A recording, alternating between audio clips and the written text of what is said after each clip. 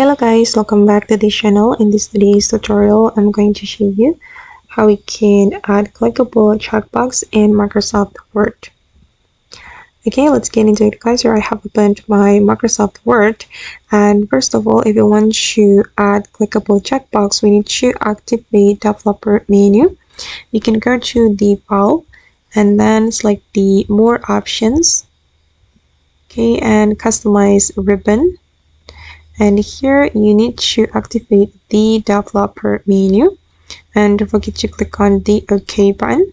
Alright, and now the developer menu has been added, and I'm going to go to the developer menu, and we're going to go to the controls and add this checkbox to our document.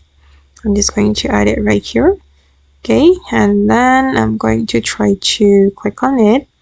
Okay, and this is how the checkbox looks like if we have checked, but I'm going to change the checked symbol. So we can go to the properties and choose the checked symbol, click on change, and I'm going to change the symbol to this one. Click on OK. Click on OK, and I'm going to try to click it.